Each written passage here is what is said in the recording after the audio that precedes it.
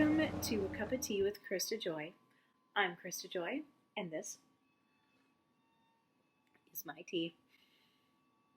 Here on this channel, we talk about all things breast cancer and surgery.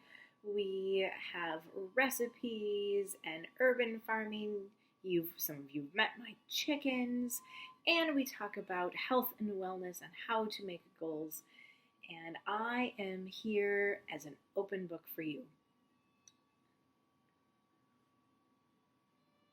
It is October and it is Breast Cancer Awareness Month, and this month we are concentrating on breast cancer.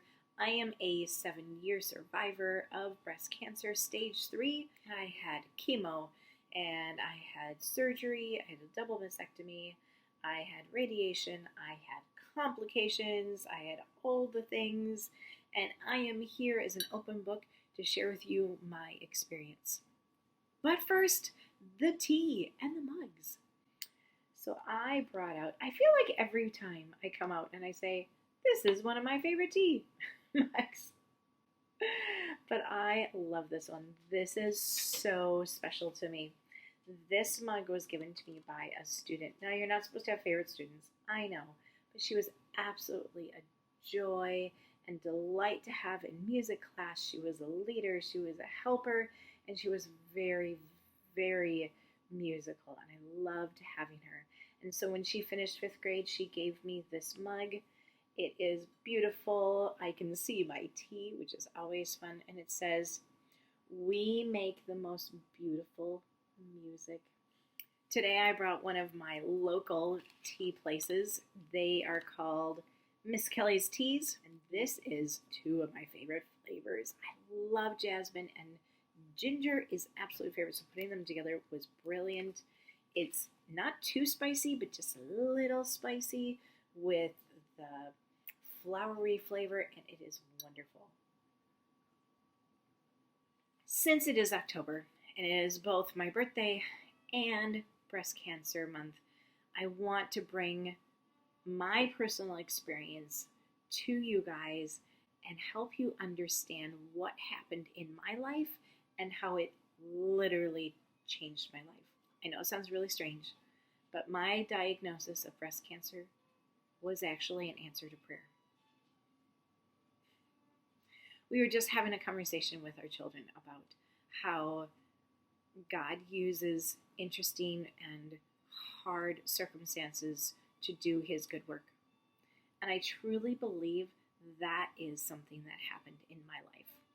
You see, I lived the life of a teacher, working 60 hours a week. I had second jobs, and life was busy. I ran hard. I got very little sleep.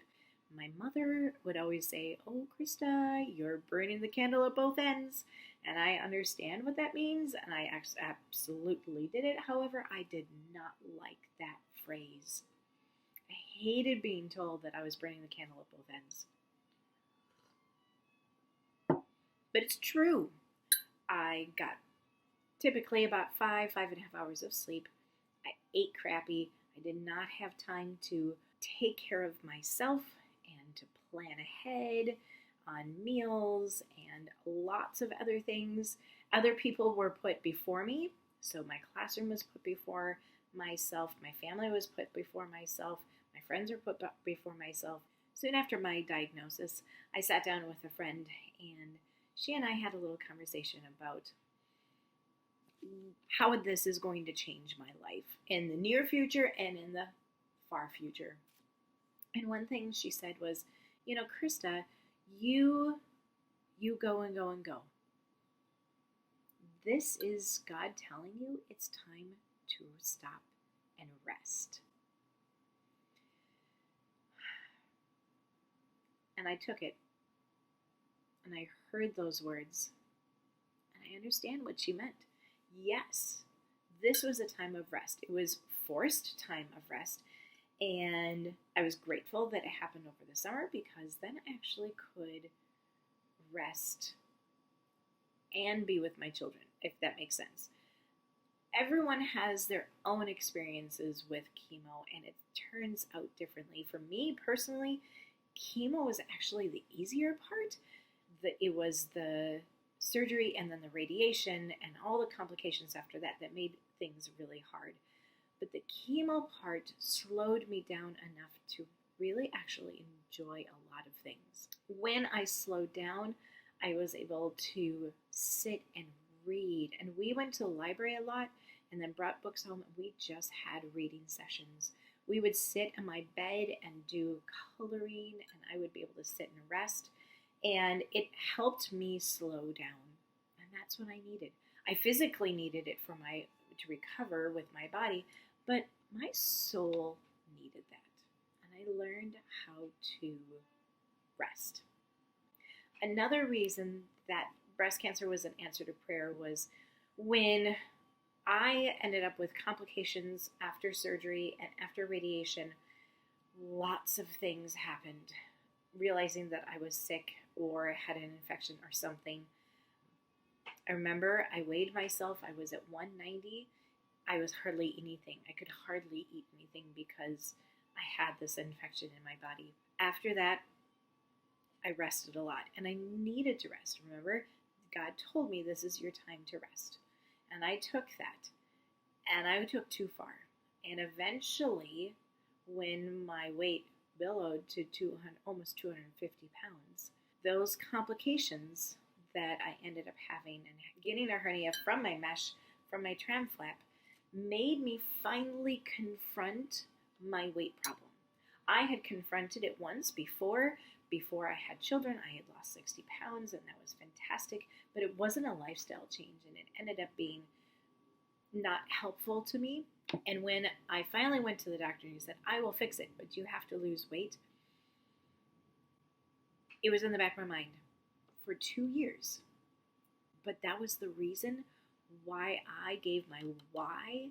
When I made a video for my coach about why I wanted to be a part of her program, it was so I could get low enough to have that surgery.